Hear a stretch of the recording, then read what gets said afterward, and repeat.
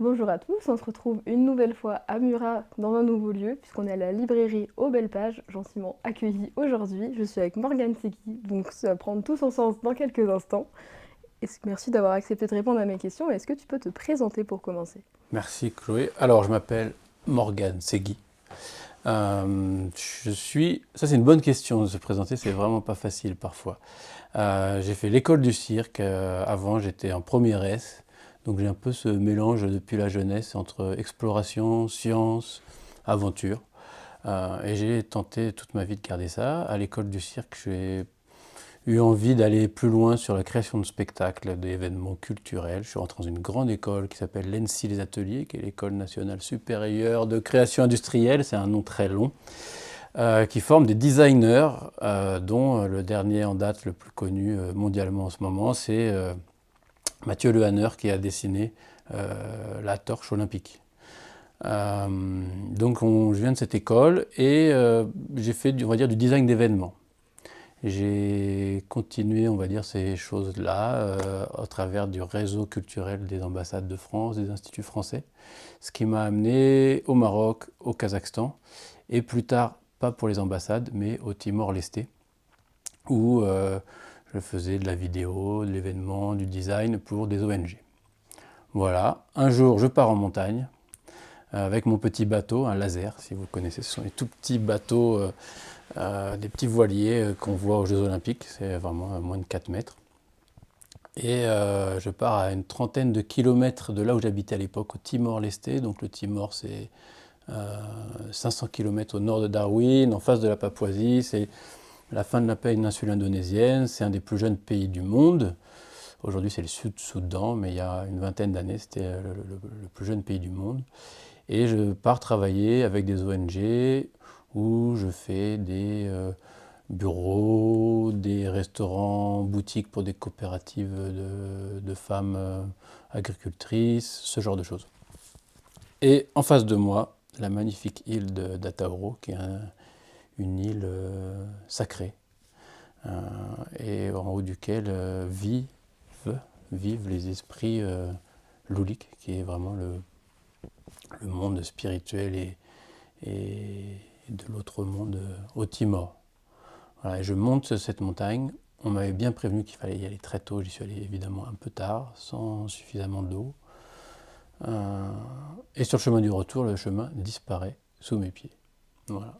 Je cherche mon chemin, j'escalade une falaise pour retrouver mon chemin en prenant un peu de hauteur.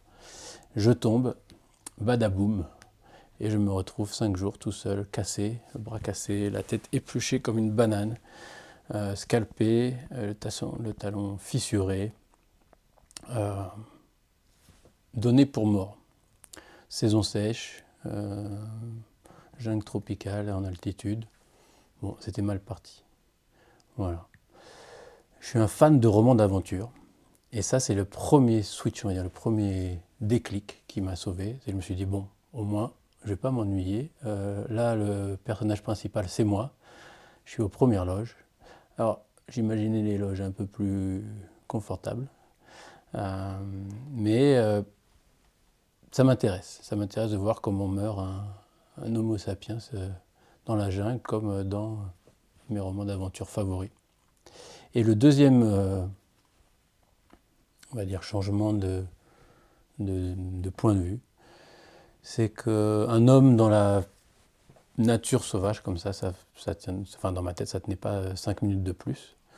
Euh, et je me rappelle, il me vient l'image des animaux blessés. Des animaux blessés qui se mettent dans un coin et se soignent tout seuls. Et du coup, je ne fais pas l'aventurier survivaliste, je fais l'oisillon blessé, tombé du nid. Je me mets dans un petit coin et j'attends que ça se passe. Voilà. Et pendant 3 jours, il m'arrive des jours, des nuits, plein de choses, la soif. Moi, je l'ai raconté, il racontait cette histoire. Euh, et puis voilà, il se passe plein de choses, des esprits, des amis qui m'apparaissent, ma grand-mère qui vient me soutenir, et puis des animaux qui viennent me parler, me visiter, me montrer le chemin. Il se trouve qu'après 3 jours, j'arrive à péniblement à repartir. Et en 1 jour et demi, je fais 1,5 km, plus ou moins. Et là, je tombe sur des gens qui me sauvent. Et puis, je reste je reste une journée, une nuit dans un village. Puis on m'amène dans un petit port. Puis du petit port, on m'emmène à un endroit où il y a une clinique et une petite piste d'aviation. Puis de cet endroit, on m'emmène à l'hôpital. Voilà, plus ou moins l'histoire de ma vie entre le lycée scientifique et Et l'arrivée à l'aventure. l'hôpital. Oui. Voilà. Et comment tu... Est-ce que tu arrives un peu à... Enfin, je sais pas si on peut vraiment l'expliquer, mais justement entre le moment où tu bouges, enfin où t'es tombé, où tu bouges pas, et le moment où tu... Est-ce qu'il y a un moment où tu te dis il faut que je bouge, ou est-ce que juste...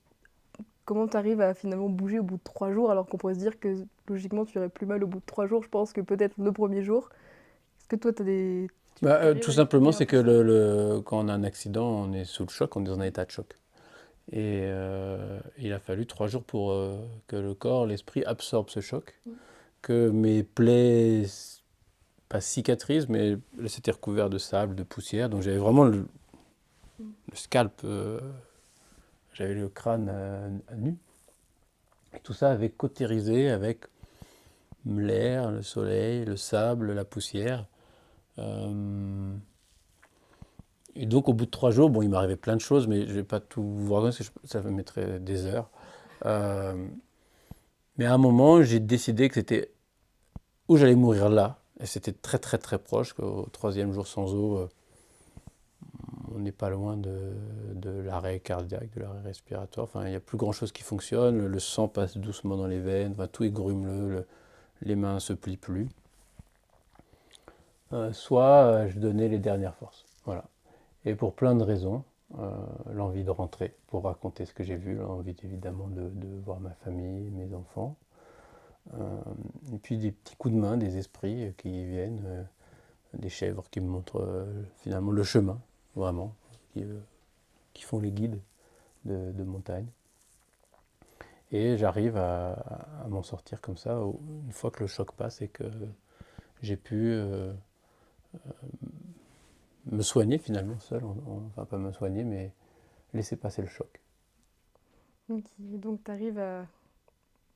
Après plein de choses qui sont... De péripéties forcément à l'hôpital. Et donc... Et là tu dis que tu vas écrire du coup les histoires... Enfin, ton histoire qui t'est arrivée, ça vient à quel moment? Est-ce que... Je pense que n'importe qui peut-être à ce moment-là se dirait pas je vais écrire ce qui est en train de m'arriver parce qu'il faut le temps de processer tout ce qui s'est passé. Ouais. Et toi, ça arrive assez vite. En fait, ça arrive même plus vite que ça. C'est qu'au fond de mon trou, il m'arrive des choses tellement incroyables, dignes, enfin, des livres et même des dessins animés. Je me souviens une nuit des petites souris comme dans un Disney qui viennent, qui mettent leur nez près du mien et qui me regardent d'un air bon, bah, on est avec toi, on n'est que des petites souris, mais allez, courage, t'es des nôtres, mammifères, tu vas t'en sortir. Et, et quand tout ça arrive, et une nuit on voit la lune faire son chemin, ou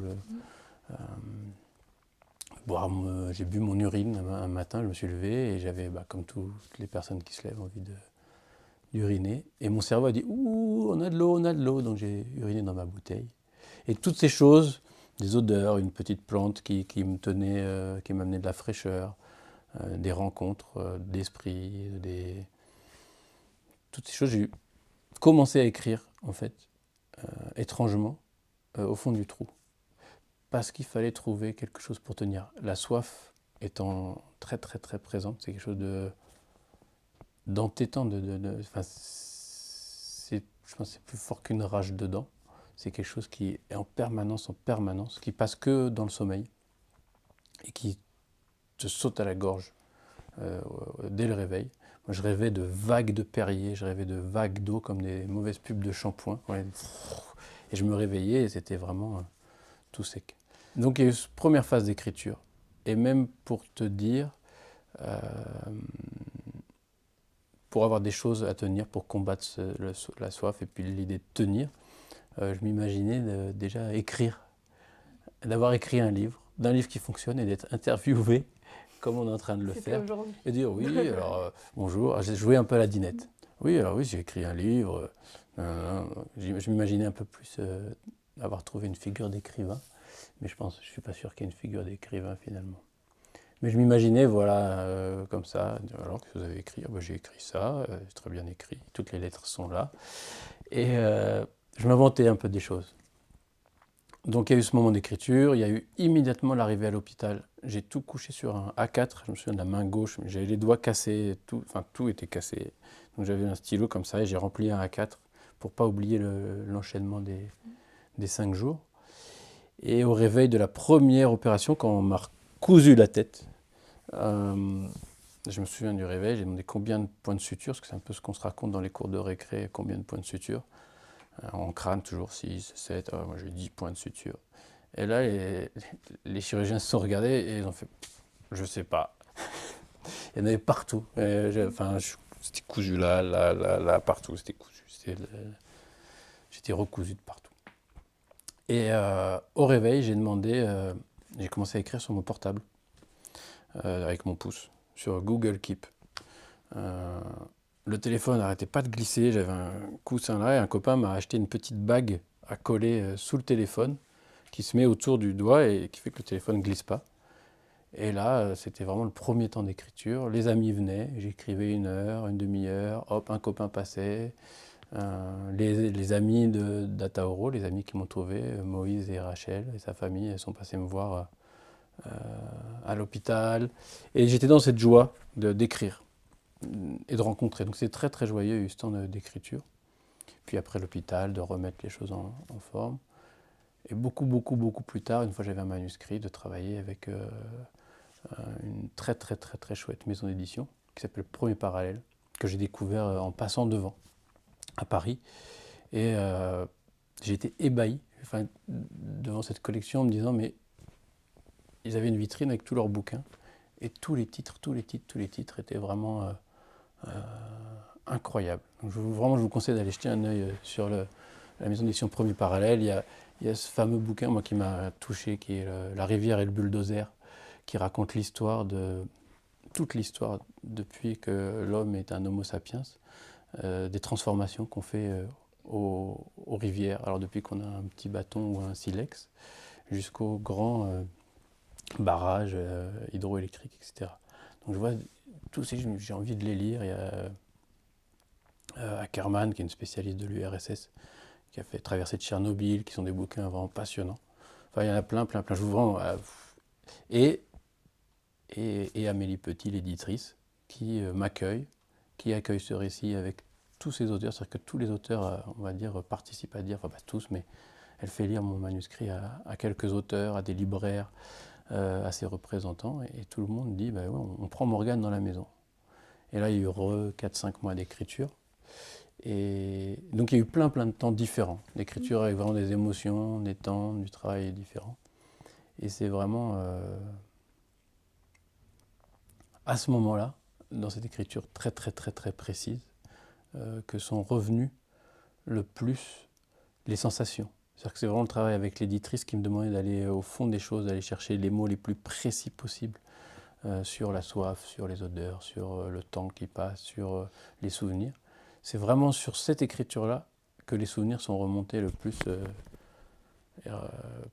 incarnés. Enfin, je sentais la chute, je sentais les odeurs, je sentais la soif en écrivant. Et c'est vraiment à ce moment-là, c'est tout bête, mais je me souviens d'avoir passé une journée à essayer de décrire le goût de l'urine. Et comment je vais décrire ça, comme cette expérience de boire son urine, alors que ça peut paraître étrange, ça peut paraître peut-être un peu dégoûtant. Et pour moi, ça a été une journée de fraîcheur gardée, enfin une journée d'hydratation. Et donc je me dis, comment je vais raconter cette expérience, comment je vais décrire les odeurs, le plaisir de boire son pipi. Et donc il a fallu, je me souviens, un matin, j'ai dû regoûter mon pipi pour être précis. Voilà, des choses comme ça.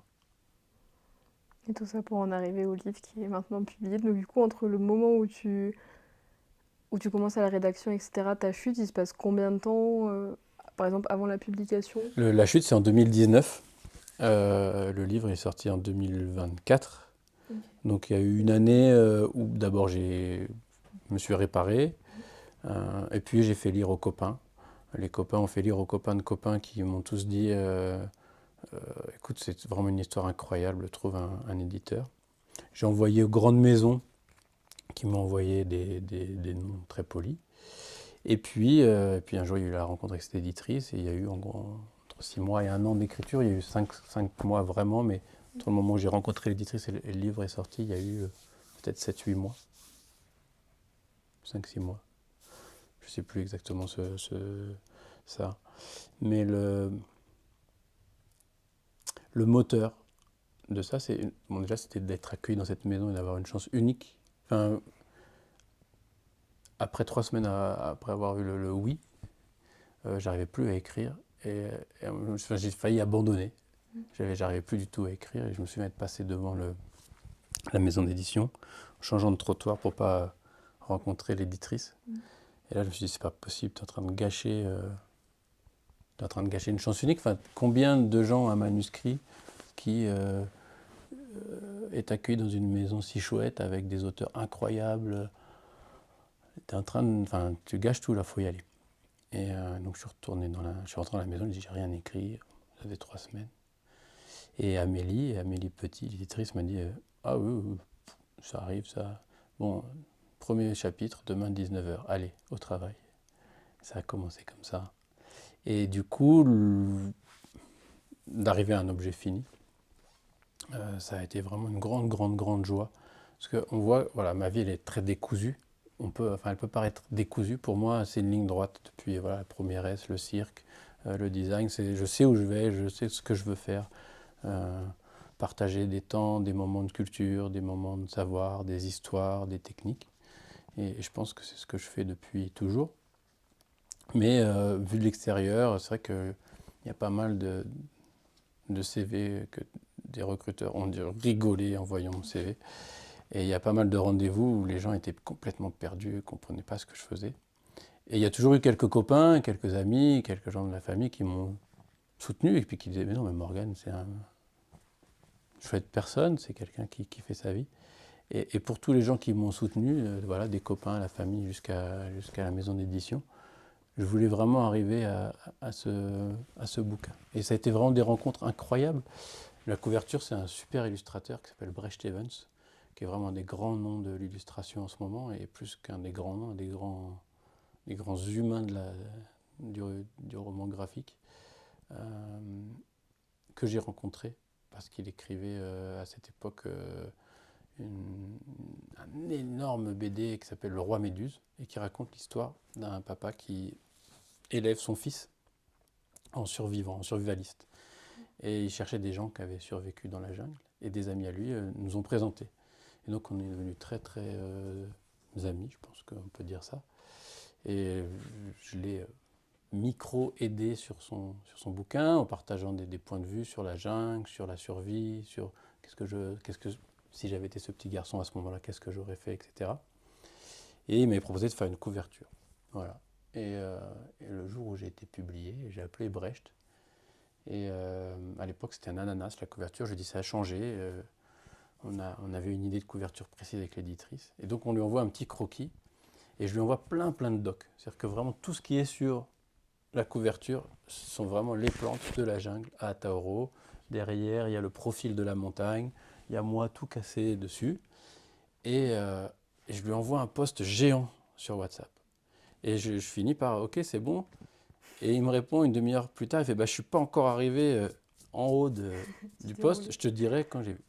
Et 4-5 jours plus tard, une semaine plus tard, il m'envoie un dessin, mais j'avais vraiment l'impression d'y être. Si un jour vous pouvez aller en bateau à voile, parce que je vous déconseille de prendre l'avion pour la planète, visitez le Timor, allez saluer Man Moïse, Mana Raquel, qui sont des personnes émanati d'une humanité sans bornes.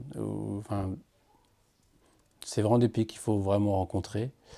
L'écriture, je pourrais en parler peut-être encore 10 minutes, parce que je suis un jeune écrivain, mais que c'est une chose incroyable ce qui arrive. Le bouquin a été hyper bien accueilli, et ça c'est quand même étrange. Il y a l'équipe, c'est le premier journal qu'on a parlé, qui a fait une double page. où je me sentais un petit peu usurpateur, parce qu'il y a des sportifs qui s'entraînent toute leur vie depuis leurs 10 ans pour avoir une demi-page dans l'équipe le jour où ils ont une médaille au championnat d'Europe de je sais pas quoi. Et moi, je suis le plus mauvais grimpeur du monde, parce que je suis tombé de ma falaise tout seul la nuit. J'ai grimpé avec ma frontale à la main, donc je me suis accroché à une vieille branche qui a cassé évidemment. Et j'ai 2 pages dans l'équipe.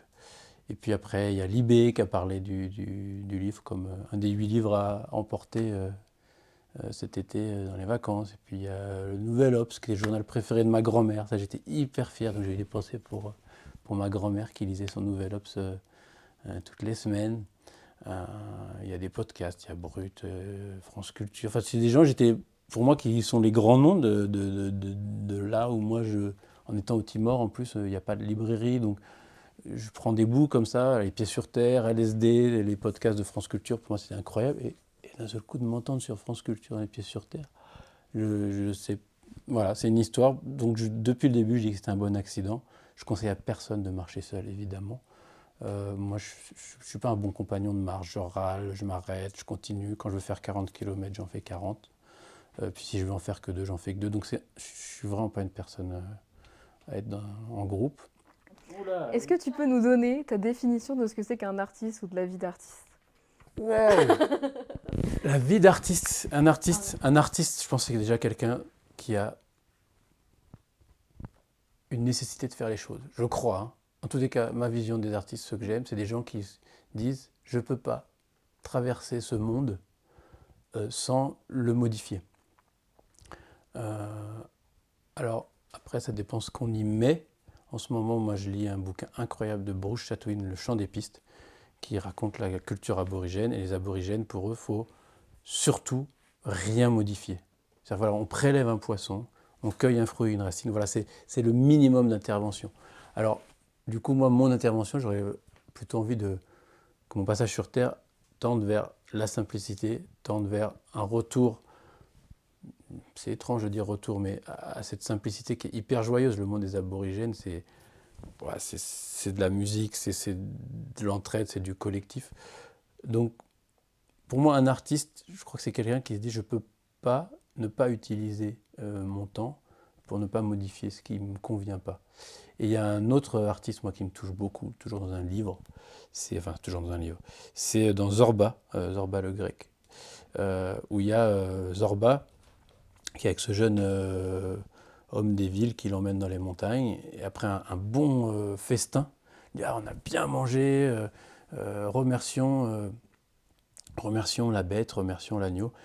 Et Zorba dit non, non, non, non. Une fois que cette bête a donné de son corps, notre seul devoir, c'est de réfléchir à ce qu'on va faire de toutes ces calories. Qu'est-ce qu'on va faire de bien avec cet agneau dans le ventre? Et je pense qu'un artiste, il se pose cette question, qu'est-ce qu'on va faire de bien? À chacun de voir le bien où il est. Voilà. Merci Petite conclusion. pour les réponses à plein de questions et ton histoire et ton temps. Et puis, on remettra tout ce qu'on peut pour te suivre finalement Avec les réseaux, plaisir. même si Ouais. pas trop, pour qu'on puisse quand même te suivre. Et on espère qu'il y aura peut-être d'autres livres. Il y aura d'autres livres. Alors si, je sais, il y a quelque chose que je partage avec vous. Il y a 2 associations avec lesquelles je travaille beaucoup depuis que je suis presque mort de soif. Ce sont les Gardiens de la Seine, de l'association Wild Legal qui milite pour le droit de la Seine et le droit des rivières en général, que les rivières, les cours d'eau soient traités comme des personnes dans le droit. Donc juste peut-être dans la Constitution qu'on imagine qu'une rivière et tous les vivants, donc les microscopiques bêtes comme les poissons, soient respectés comme des personnes. Et le droit de s'exprimer, le droit d'être soigné, etc. Donc c'est Wild Legal, je vous conseille d'aller voir, les Gardiens de la Seine.